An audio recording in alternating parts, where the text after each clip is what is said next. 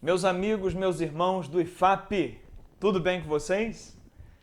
Tá aí, ó, o Papa Francisco. E vamos fazer essa aula especial para detalhar e entender o que o Papa Francisco disse a respeito dos homossexuais.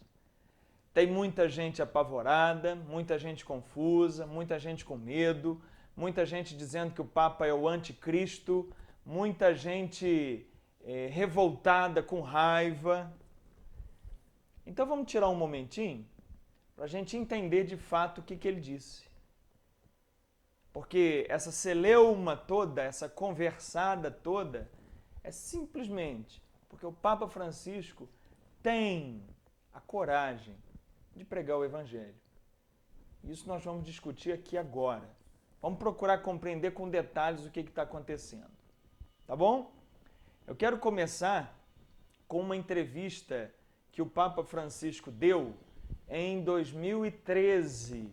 Dentro do avião, ele estava sendo perguntado por jornalistas sobre vários assuntos e a repórter Ilza Scamparini, da TV Globo, fez para ele uma pergunta. Isso em 2013, ano que ele assumiu o comando da igreja.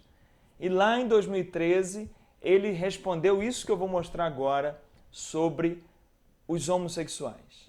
Vamos assistir. E come Sua Santità intende affrontare tutta la questione della lobby gay? Con una persona così deve distinguere il fatto di essere una persona gay del fatto di fare una lobby, perché le lobby tutte non sono buone. Quello è lo cattivo. Se una persona è gay e cerca il Signore e ha buona volontà, ma chi sono io per giudicarla? Muito bem. O que essa fala significa? O Papa faz aí uma distinção entre gay e o lobby gay. O que é um lobby? Lobby é um grupo que se reúne para fazer pressão sobre um governo, pressão sobre autoridades, pressão sobre a justiça, para que o governo, a autoridade, os políticos, a justiça, façam o que eles querem. Isso é um lobby. Então o Papa diz o seguinte: a primeira coisa é a gente diferenciar o gay do lobby gay.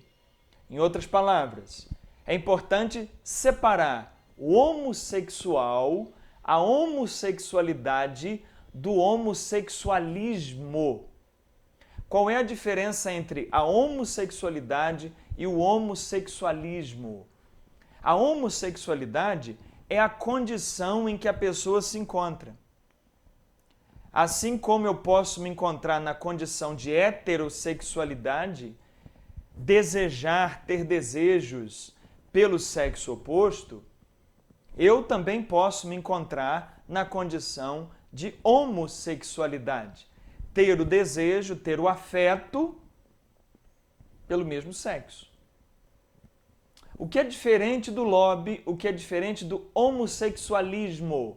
O homossexualismo já é um grupo, já é uma bandeira, já é uma pressão sobre a sociedade, já é uma tentativa de impor o seu pensamento, o seu conceito. E aí o Papa disse muito bem, qualquer lobby é ruim. Se os heterossexuais se reúnem em lobby e querem fazer todo mundo aprovar, gostar, ser heterossexual, também está ruim. Então a ideia do Papa, para começar, é separar homossexualidade de homossexualismo. O gay dos grupos de pressão gay. É separar o problema da pessoa. Em última análise, o que o Papa está dizendo é que se você olha para alguém e aponta ele é gay, ou seja, se você enxerga em alguém a homossexualidade antes da pessoa, você é um preconceituoso. Em última análise, descendo nas profundezas do pensamento do Papa, começa por aí. Quando eu olho para alguém e vejo primeiro as características comportamentais dela, antes de valorizar a pessoa, eu estou me tornando preconceituoso.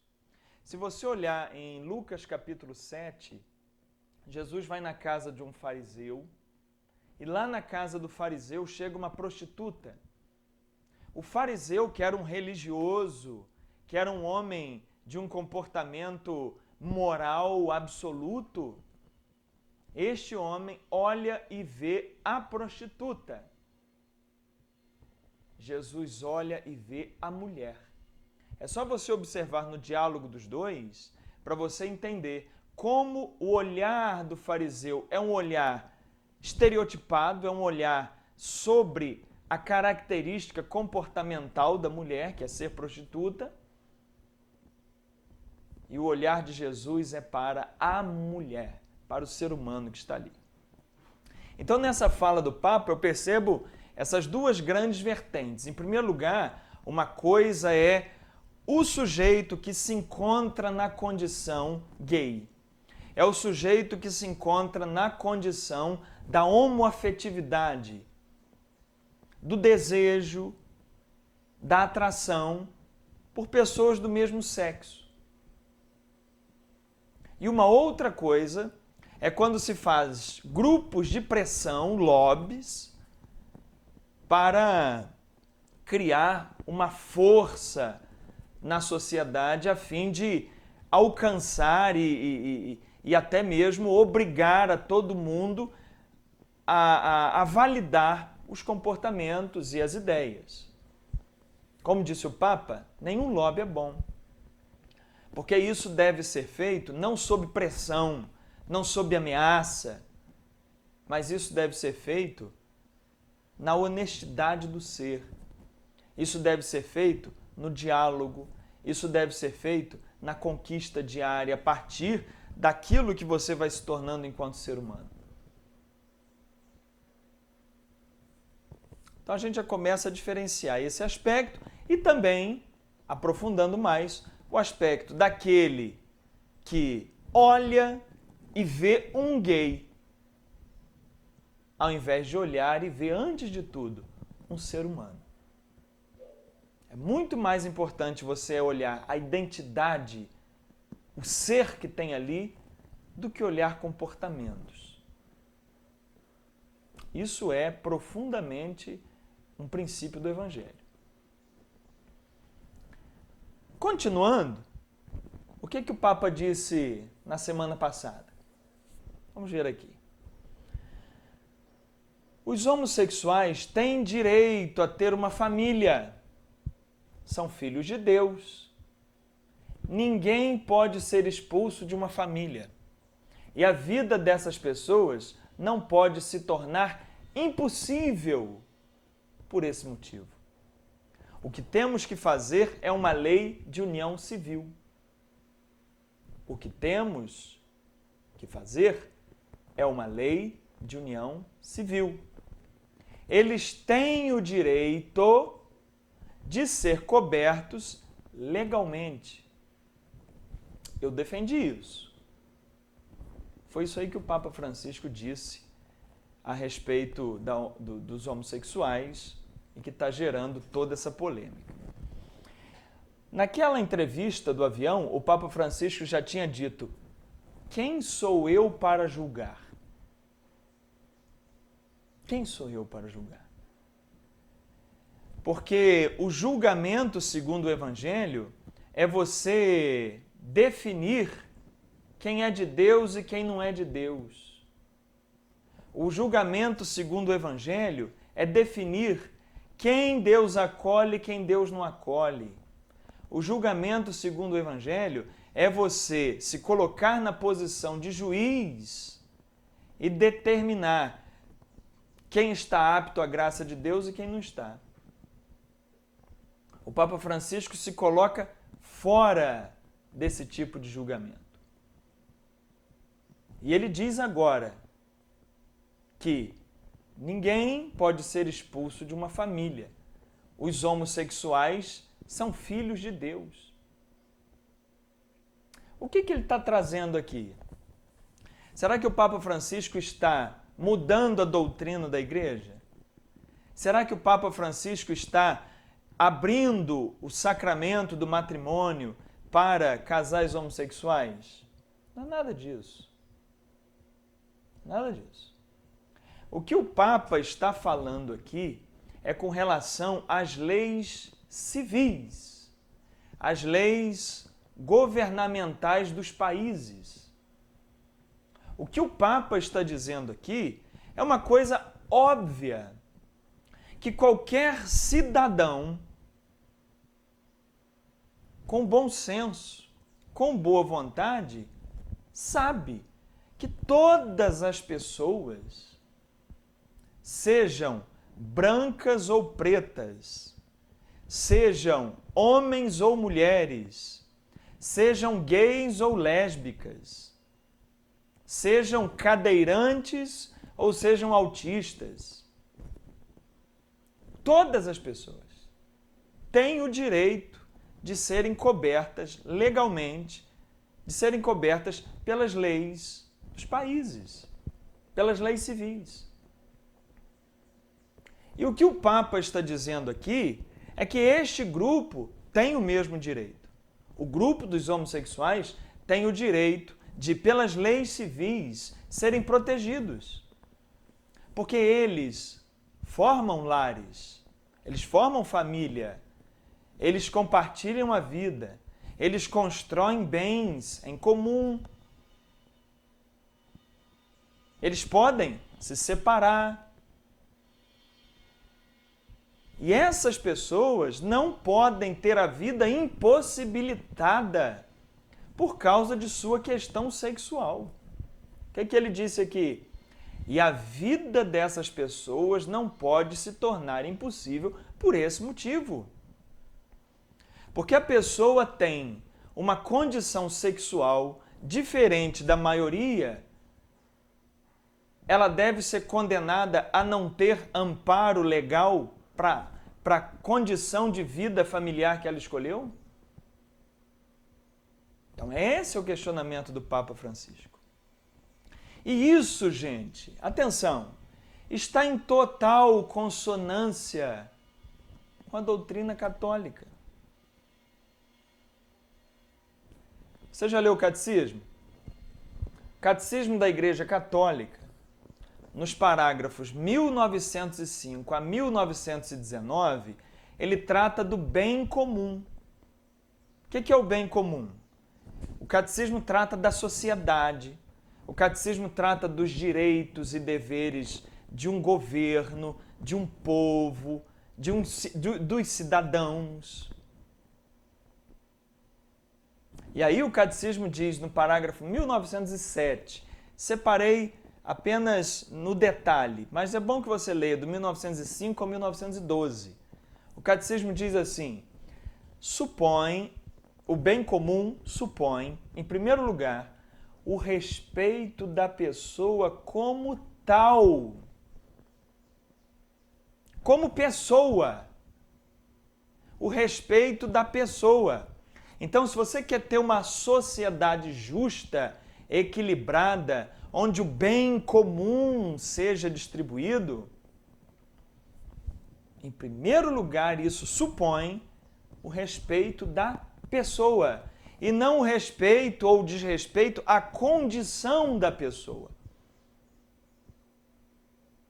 Ele é marginal? Ele é bandido?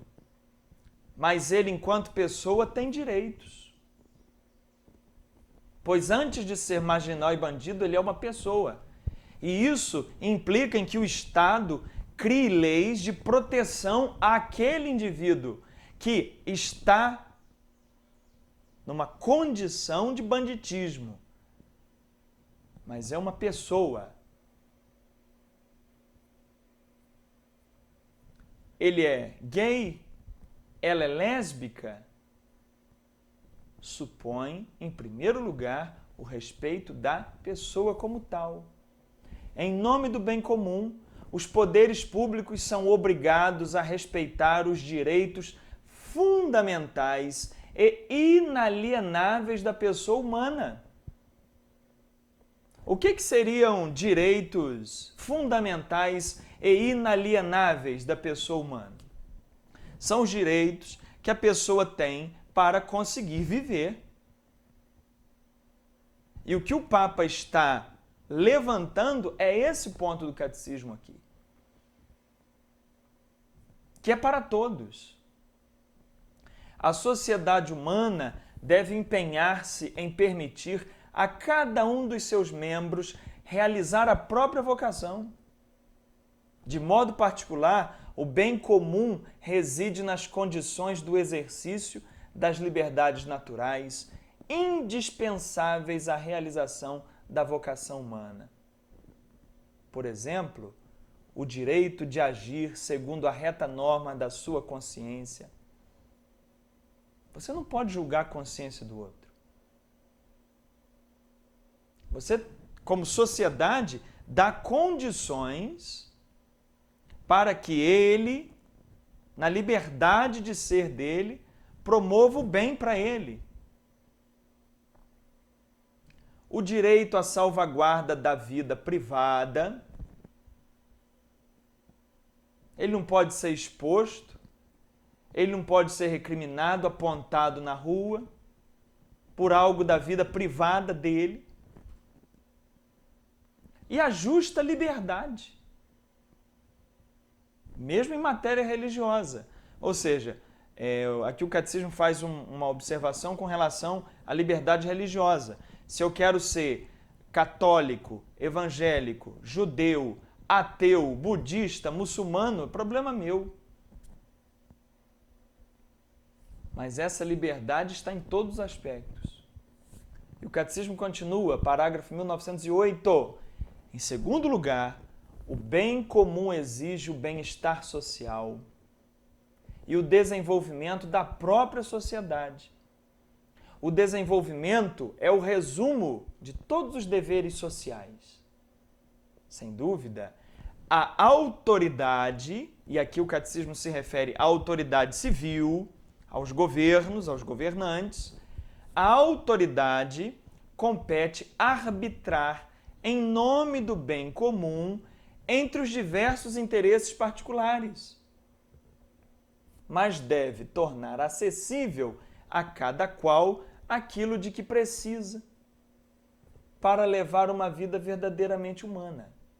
Então, o que o catecismo diz? Que as autoridades, e aqui no Brasil nós temos as autoridades do executivo, do legislativo, do judiciário, estas autoridades têm a obrigação de tornar a vida humana possível, atendendo aos diversos interesses particulares.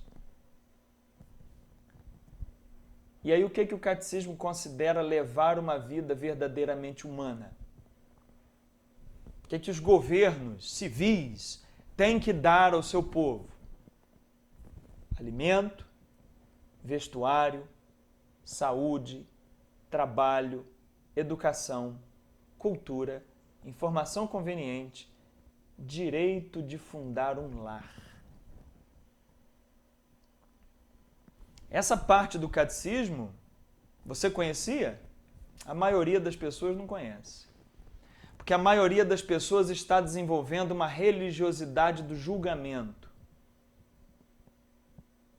Uma religiosidade de quem entra e quem não entra no céu. Ao invés de perceber o ensino do mesmo catecismo, da mesma igreja, sobre o bem comum, onde todos, como filhos e filhas de Deus, são respeitados enquanto pessoas, não enquanto uma condição que carregam.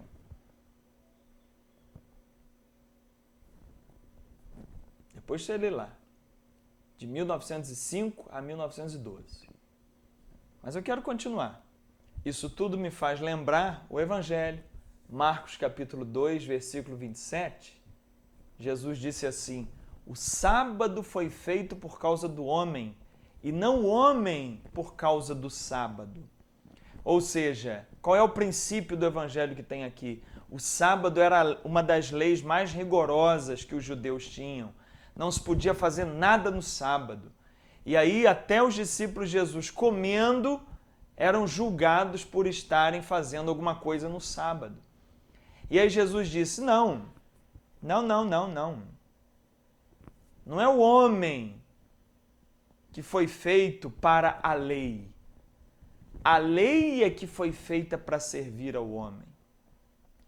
Então, se nós queremos uma sociedade de bem comum, se nós queremos olhar a pessoa humana, as leis devem trabalhar para tornar a vida humana possível, o menos sofrida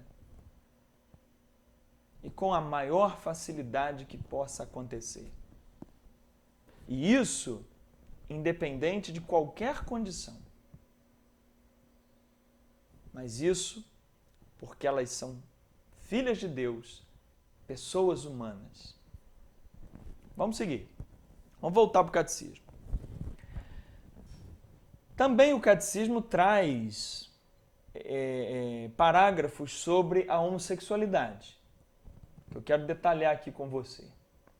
Parágrafo 2357, o catecismo diz assim: a homossexualidade designa as relações entre homens ou mulheres que experimentam uma atração sexual exclusiva ou predominante para pessoas do mesmo sexo. Tem se revestido de formas muito variadas através dos séculos e das culturas.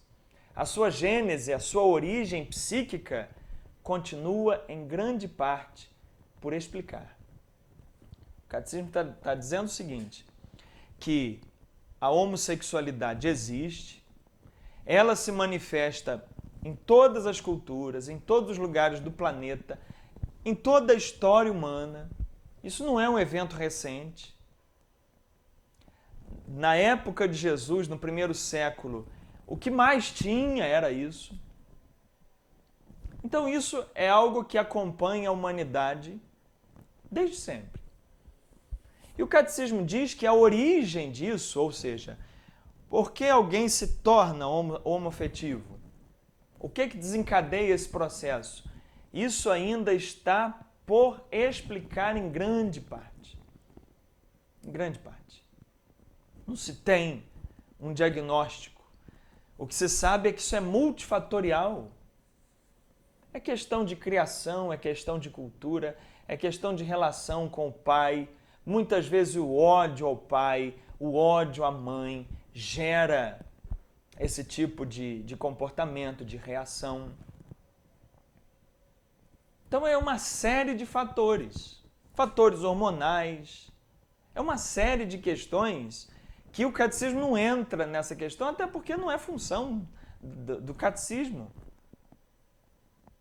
Isso aí existem pesquisas, estudos, e deixa a área médica, a área psicológica, a área que trabalha com a mente tratar disso. O que o catecismo diz? Continuando.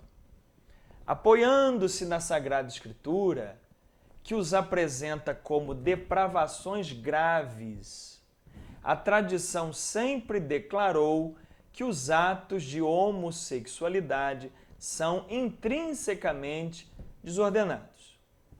O que a cultura da Bíblia e a tradição da Igreja apontaram sempre? Que o comportamento homossexual, ele traz uma desordem. Em que apoia a Igreja para falar isso? Em que apoia o catecismo para falar isso? Olhando a lei natural. O que é a lei da natural? A lei da natureza.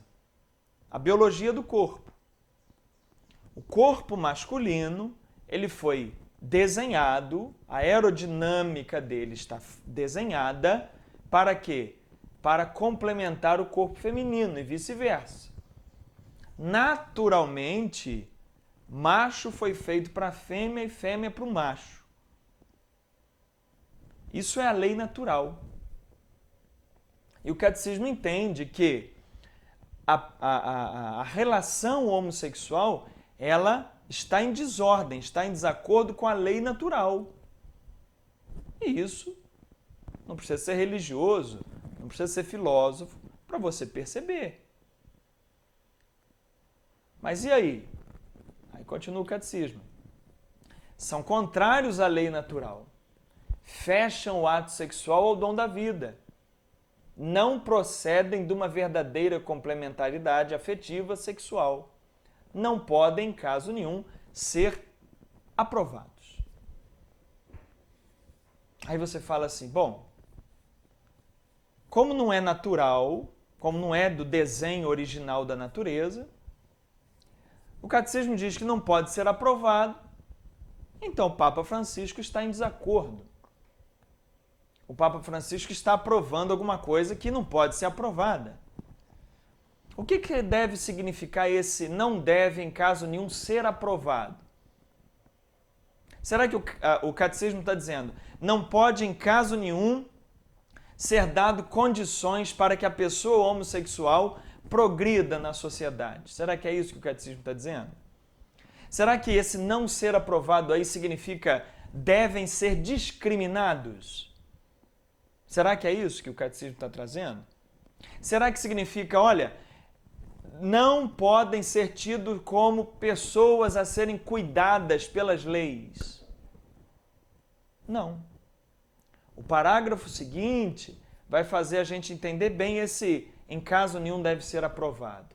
Porque o mesmo catecismo que diz que em caso nenhum deve ser aprovado, diz na sequência: um número considerável de homens e mulheres apresenta tendências homossexuais profundamente radicadas, profundamente definidas, profundamente estabelecidas, está na raiz deles. Radicado quer dizer, está na raiz do ser deles. E aí, o que faz? Joga fora? Esta propensão, esta inclinação homossexual, objetivamente desordenada, porque contrária à lei natural, constitui, para a maior parte deles, uma provação. A maior parte dos que portam essa condição sentem-se provados dia e noite, sofrem.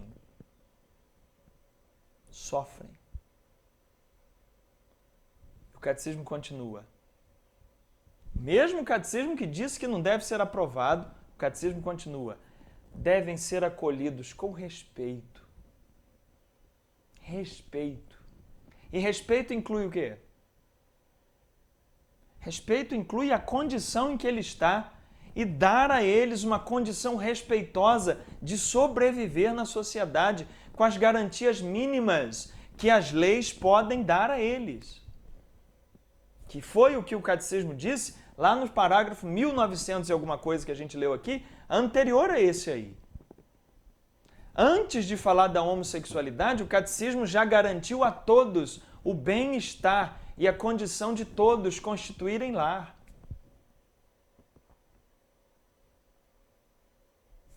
Devem ser acolhidos com respeito, compaixão e delicadeza. Evitar-se-á, em relação a eles, qualquer sinal de discriminação injusta. Então, o mesmo catecismo que diz que em caso nenhum deve ser aprovado, é o que diz para acolher a todos que estão nessa condição. Quando diz que em caso nenhum tem que ser aprovado, é na linha do que o Papa disse com relação a lobbies, com relação a grupos de pressão, com relação a passeatas gays, que expõem para toda uma sociedade atos da privacidade. Do mesmo jeito, se eu organizar agora uma passeata heterossexual, onde homens e mulheres seminus ou nus ficam se agarrando em cima de caminhões. É a mesma porcaria.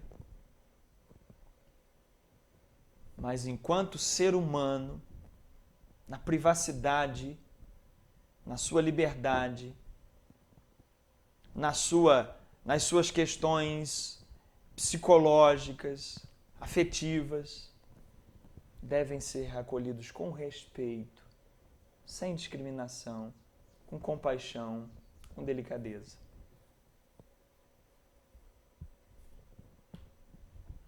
Estas pessoas são chamadas a realizar na sua vida a vontade de Deus. E se forem cristãs, a unir ao sacrifício da cruz do Senhor as dificuldades que podem encontrar devido à sua condição. Elas são chamadas a realizar a vontade de Deus. E qual é a vontade de Deus segundo o Evangelho? Qual é? A vontade de Deus é a prática das bem-aventuranças. É o amor, a solidariedade, o perdão, a misericórdia. É a isso, em primeiro lugar, que elas são chamadas. A serem pessoas misericordiosas, solidárias, gentis, humildes, construtoras da paz. É isso, em primeiro lugar, que elas são chamadas. E aí continua o parágrafo 2359. As pessoas homossexuais são chamadas à castidade. O que é isso? Elas são chamadas ao celibato. Elas são chamadas a suspenderem as suas práticas sexuais a todo custo. Não é isso que significa aqui em primeiro lugar, não. As pessoas homossexuais são chamadas à castidade pelas virtudes do autodomínio, educadoras da liberdade interior e, às vezes, pelo apoio de uma amizade desinteressada, pela oração e pela graça sacramental, podem e devem aproximar-se gradual e resolutamente da perfeição cristã. Ou seja, se você pegar o catecismo para entender o que é castidade, o catecismo não diz que castidade é a suspensão de atos sexuais. O catecismo não diz que castidade é a suspensão da constituição de um lar, de uma companhia. Não. Castidade, viver a castidade é, sobretudo, ter um direcionamento reto com sua sexualidade, que significa não cair na promiscuidade, não cair na prostituição. As pessoas homossexuais não são as pessoas ex-gays, são as pessoas homossexuais, são chamadas a viver a castidade, a não serem promíscuas. O mesmo que um heterossexual como eu sou chamado a ser, os homossexuais também são. A não ser um promíscuo, a não sair por aí tendo um parceiro atrás do outro, a procurar o hedonismo, o prazer pelo prazer, a não fazer do seu corpo algo entregue a uma vida dissoluta, a uma vida promíscua, a prostituição. É a isso que os homossexuais são chamados. Pelas virtudes do autodomínio, eu posso ser homossexual e ter autodomínio. Eu posso ser homossexual e ter a minha liberdade educada, para que eu não escandalize aos outros nem a mim mesmo, para que eu não saia pela rua beijando e agarrando todo mundo e querendo que os outros engulam isso, porque isso não se faz nem homossexual nem heterossexual. E eu posso ser casto, sendo um homossexual, tendo uma relação madura, sadia, uma troca afetiva genuína e sincera com alguém que me ama.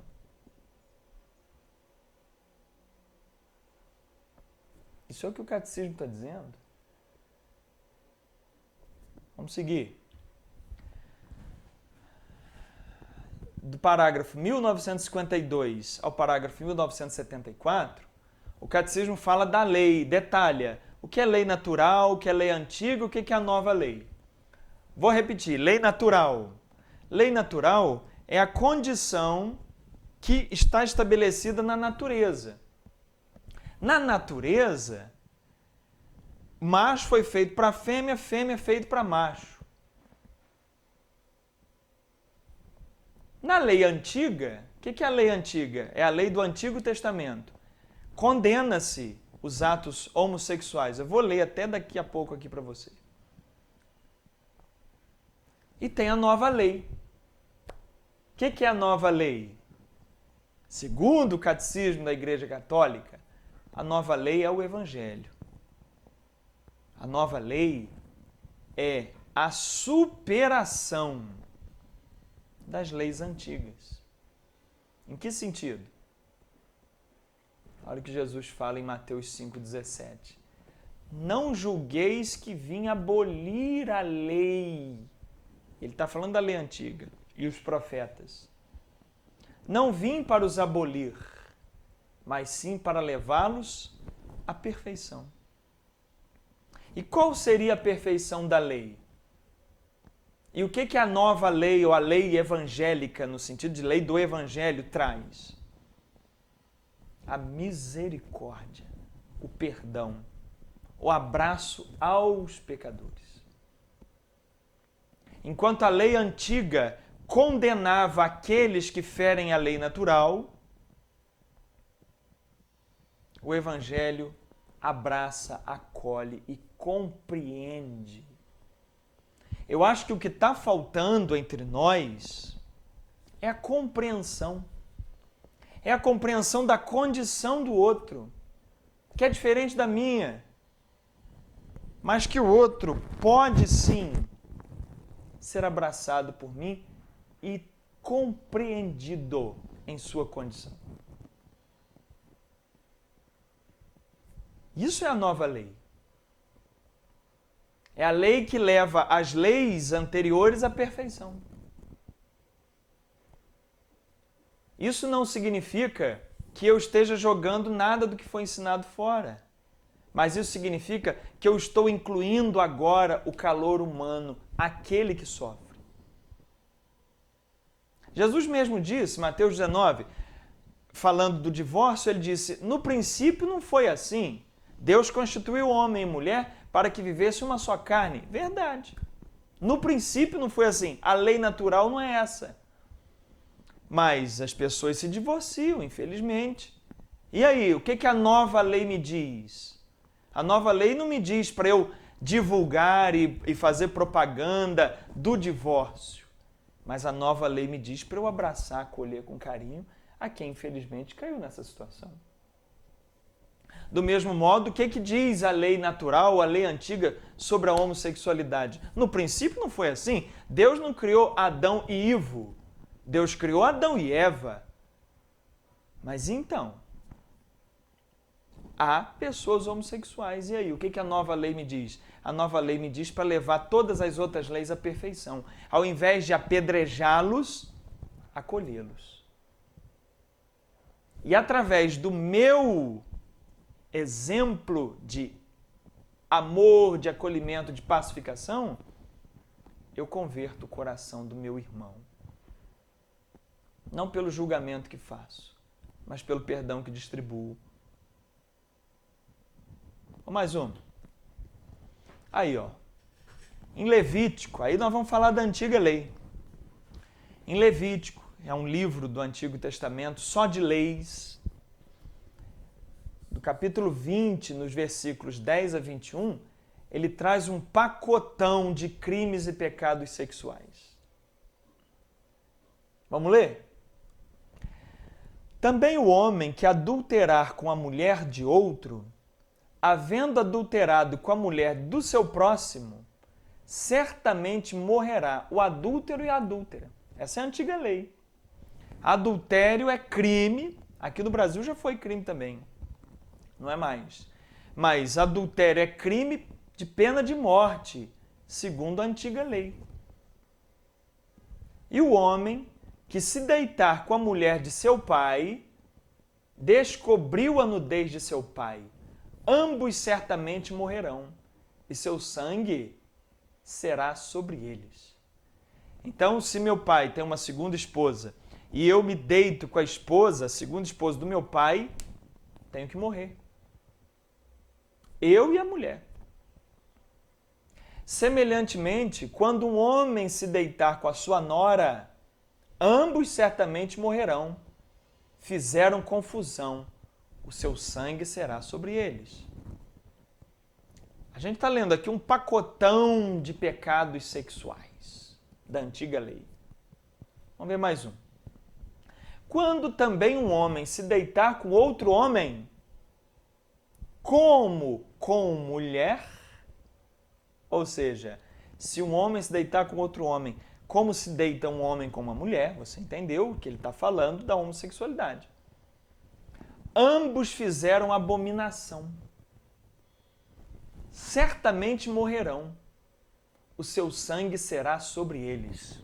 Homossexualidade na antiga lei é crime de pena de morte. E quando um homem tomar uma mulher e a sua mãe, maldade é, a ele e a elas queimarão com fogo, para que não haja maldade no meio de vós. Ou seja, um homem está pegando a mãe e a filha.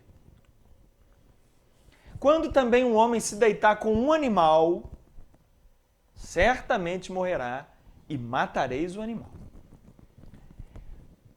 Levítico 20, de 10 a 21, tem um pacotão de crime.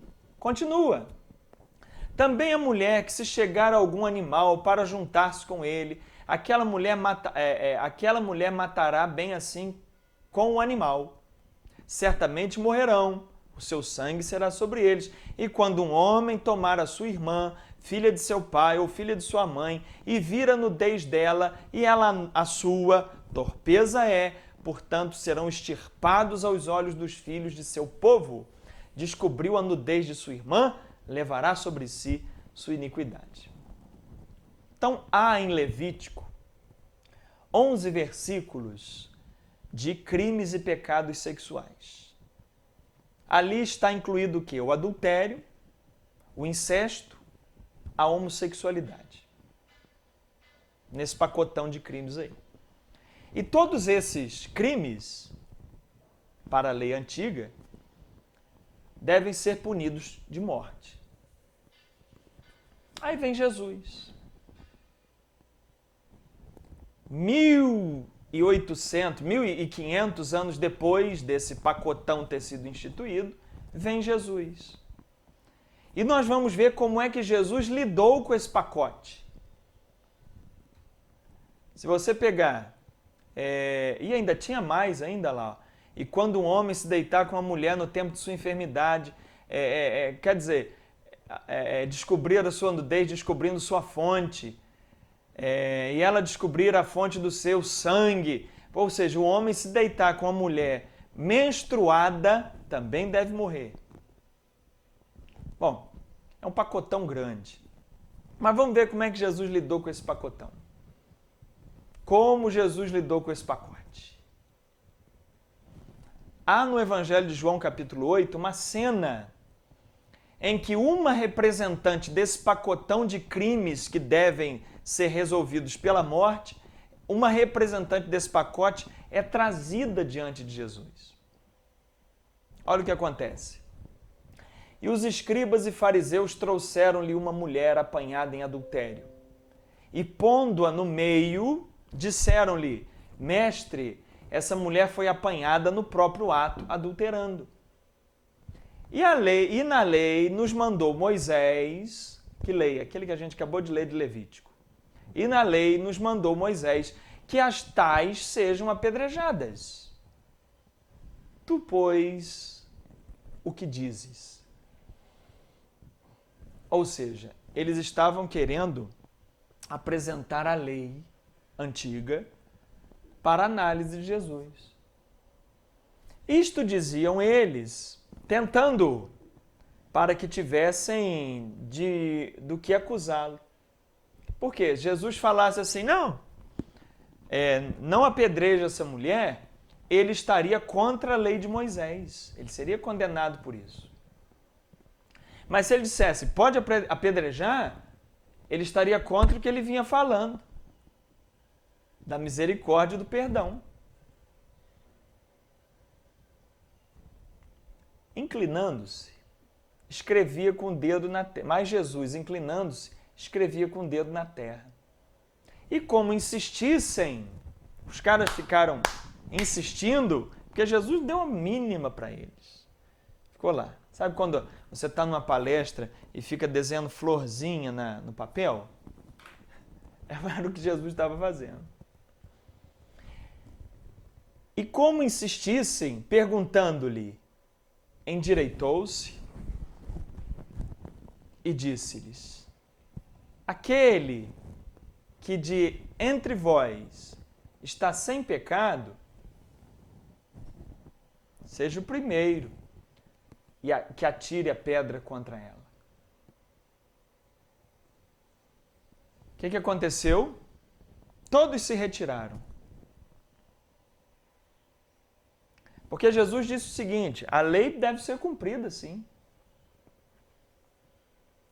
Mas eu só posso cumprir contra alguém a lei se eu tiver cumprido integralmente a lei para mim. Eu só posso apontar o dedo, acusar, condenar, se eu tiver íntegro 100% de acordo com a lei. Agora, o que chama mais atenção aqui é o seguinte: aqui era uma adúltera. O adultério estava dentro do pacotão de Levítico. Mas e se fosse aqui um pai que fez incesto com a filha, que pegou a filha? Qual seria a reação de Jesus? E se fosse um homossexual que está lá no pacotão de Levítico, qual seria a reação de Jesus? Essa adúltera aqui representa um homossexual. Era o mesmo crime, era o mesmo pecado, tinha a mesma condenação. Então Jesus suspende da lei a condenação. A lei permanece. Continua sendo um ato contra a lei natural. Mas está suspensa qualquer condenação. Você percebe isso? Isso é que é a lei do Evangelho. Isso é que é a nova lei. E Paulo? Paulo também cita os gays. Paulo, em 1 Coríntios 6, de 9 a 10, ele diz assim: não sabeis que os injustos não hão de herdar o reino de Deus? Não erreis, nem os devassos, nem os idólatras, nem os adúlteros, nem os efeminados, nem os sodomitas. Sodomitas é o pessoal de Sodoma, que não soube acolher os anjos e queria fazer sexo com os anjos. Nem os ladrões, nem os avarentos, nem os bêbados, nem os maldizentes, nem os roubadores herdarão o reino de Deus. Aí você pega isso aqui e fixa apenas no que Paulo disse ali, ó, nem os efeminados. Quem é efeminado não herdará o reino de Deus. Em primeiro lugar, Paulo está escrevendo isso aos coríntios. A cidade de Corinto era uma cidade da depravação total. A cidade de Corinto era uma cidade onde havia cultos religiosos com as prostitutas e os prostitutos sagrados. Faziam o que a gente chama aqui de bacanal. Era um culto em homenagem ao deus Baco, o deus do prazer e do vinho. Então existiam as prostitutas e os prostitutos homossexuais profissionais para fazer profissionais religiosamente falando. Eram prostitutos sagrados. Lá em Corinto. Lá em Corinto era um lugar onde as pessoas faziam sexo na rua. Era tão promíscua a cidade de Corinto que o termo corintianizar ou corintiar se tornou um verbo para se referir à depravação sexual. Então se falava assim, hoje nós vamos fazer uma corintianizada, que não tem nada a ver com o time Corinthians, mas era da cidade de Corinto. Então é para esse público que Paulo escreve. Paulo não está escrevendo para um público como um sujeitinho, um camaradinho, um menininho, uma menininha que nasceu numa família e começou a se descobrir homoafetivo.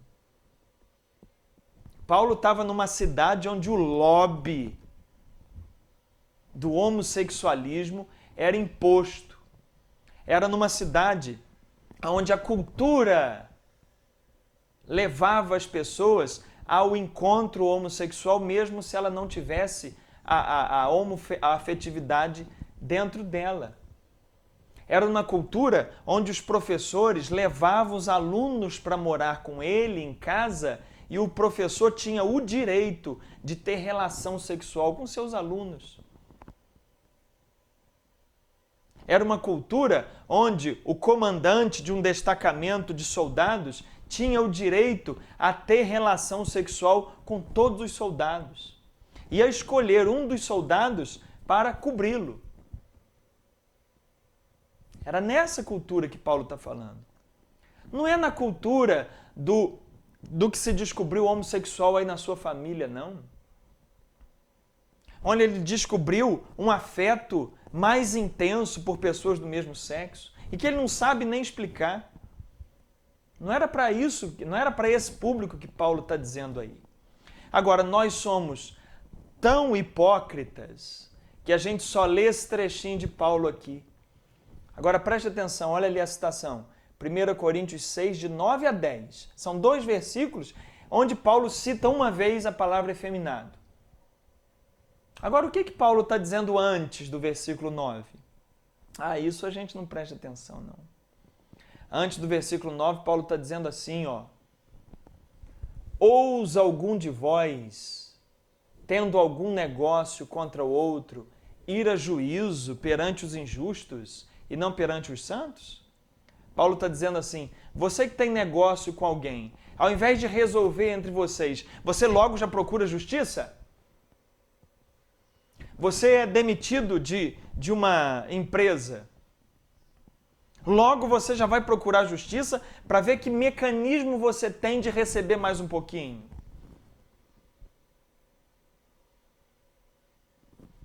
Não sabeis vós que os santos hão de julgar o mundo? Ora, se o mundo deve ser julgado por vós, sois porventura indignos de julgar as coisas mínimas?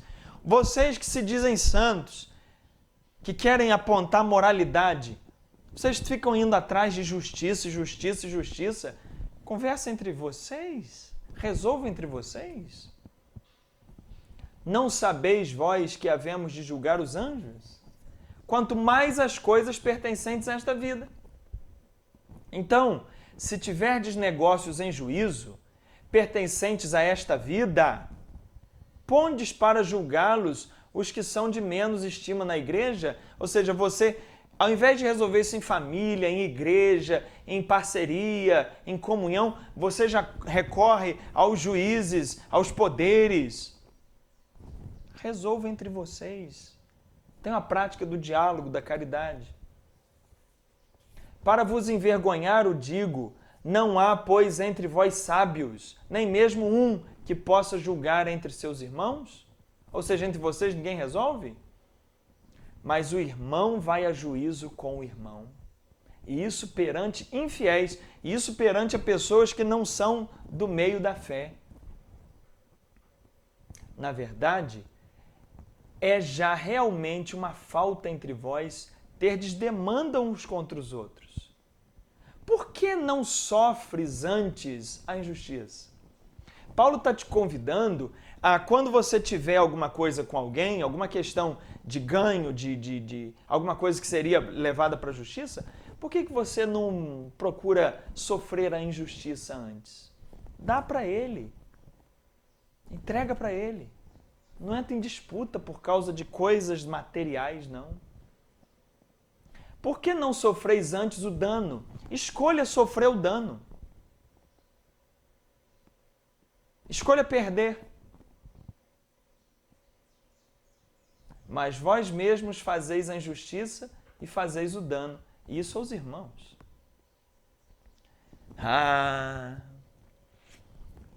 Na sequência do versículo seguinte, é que ele vai dizer que os injustos não hão de herdar o reino de Deus, e aí ele cita o efeminado. Mas isso é em um versículo. Só que em 8 versículos antes, ele trata de coisa muito maior, coisa que a gente não faz.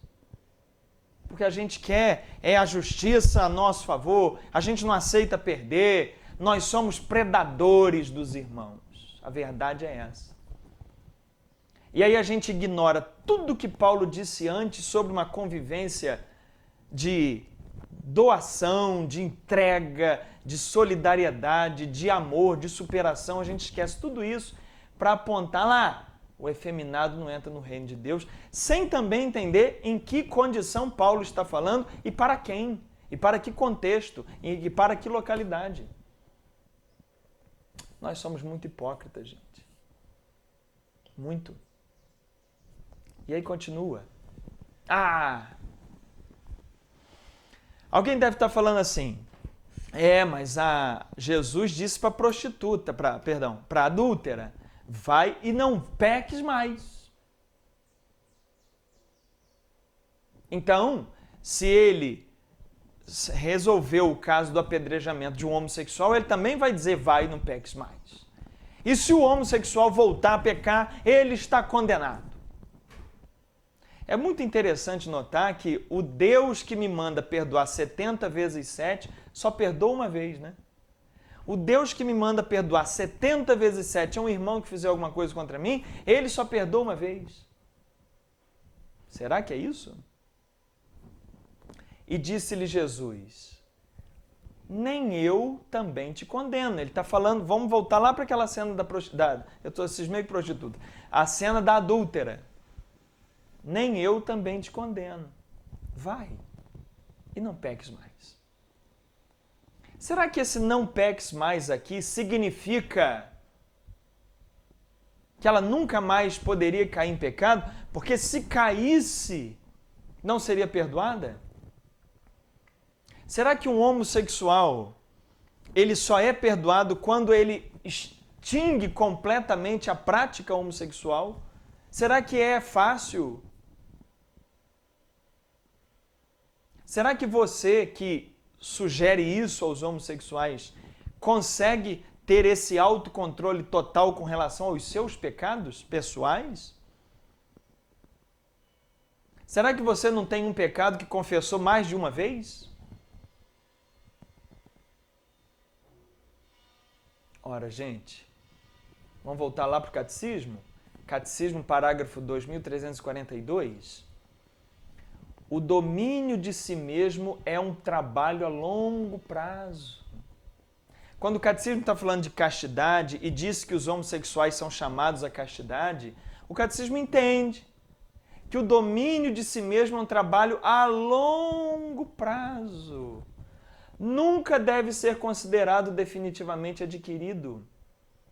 Esse crescimento passa por graus, marcados pela imperfeição e muitas vezes pelo pecado.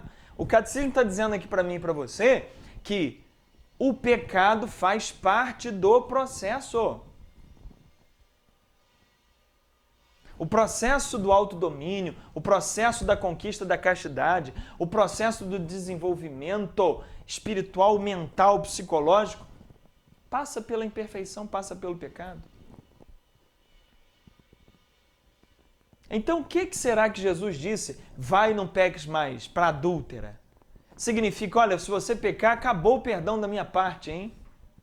Porque eu não suporto pecadores.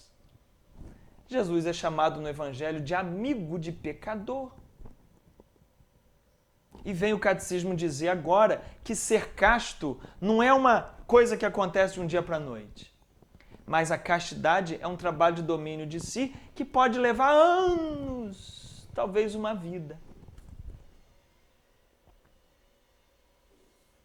Talvez uma vida, porque nunca deve ser considerado totalmente adquirido. Então vamos voltar para a frase. Vai-te e não peques mais. Quem escreveu essa fala de Jesus foi João. E é muito interessante que 3 capítulos antes, no João capítulo 5, Jesus fala a mesma coisa para alguém que ele tinha curado. Ele tinha curado um paralítico que estava paralítico há 38 anos. E Jesus reencontra esse homem dentro do templo e Jesus diz para ele o seguinte, 3 capítulos antes. Depois Jesus encontrou no templo e disse-lhe, eis que já estás curado.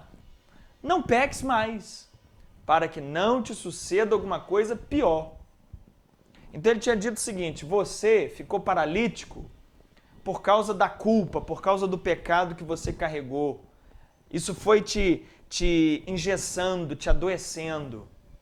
Não peca mais, para você não voltar a ficar doente, cara. Não caia mais nas culpas, nos erros, para que você não reviva tudo isso dentro de você. Então essa fala de Jesus 3 capítulos antes, volta 3 capítulos depois. Vai, não peques mais. Mas como foi o mesmo Jesus que disse para o paralítico, a gente pode completar. Vai, adúltera, não peques mais, para que não te aconteça algo pior. Para que você não seja tomada aí por pedra na cabeça, porque não é toda hora que você vai ter a chance de me encontrar pela rua, não. Então vai, não peques mais, para que você não tome uma pedrada na tua cabeça, para que não te aconteça algo pior. Mas eu te pergunto, e se a adúltera voltasse a pecar? E se o homossexual, em caminho de construção, em que vais caindo na imperfeição, no erro, e se ele volta a pecar? E se ele tem uma afetividade direcionada a uma pessoa do mesmo sexo, com quem ele se relaciona? Aí é o quê? Não peques mais, mas se voltar a pecar, você está extinto do reino de Deus? Não. O mesmo João que escreveu o Evangelho, escreveu uma carta. E nessa carta tem mais um complementozinho para o que Jesus fala. É o mesmo João.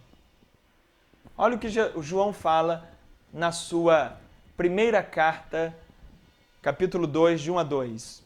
Meus filhinhos, estas coisas vos escrevo para que não pequeis. E se alguém pecar, temos um advogado para com o Pai. Jesus Cristo, o justo. Ele é a propiciação pelos nossos pecados. Ele é o perdão para os nossos pecados. E não somente pelos nossos, mas também pelos de todo mundo. Vai e não peques mais, para que não te aconteça algo pior.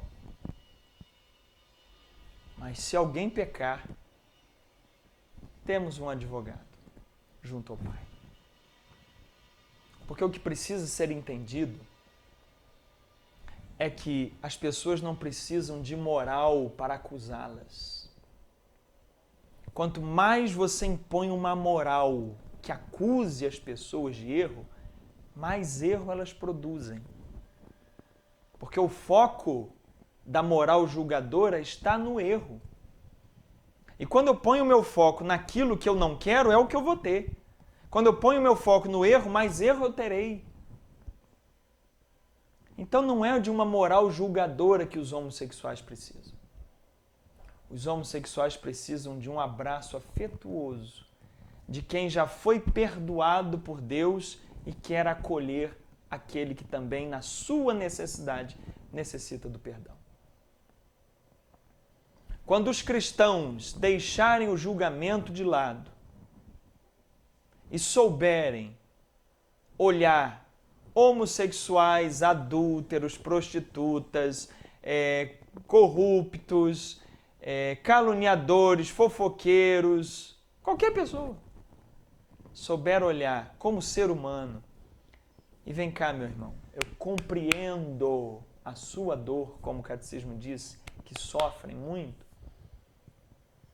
aí nós poderemos dizer que estamos levando alguém para Jesus. Quero terminar com essa frase aqui. O Evangelho não é uma moral a ser defendida. O Evangelho é um perdão a ser anunciado. Pregar o Evangelho não é apontar o dedo sobre quem faz ou quem deixa de fazer algo certo ou errado. Mas pregar o Evangelho é sobre aquele que fez algo errado, uma palavra de acolhida, de pacificação, de condição mínima de vivência e sobrevivência nesse mundo.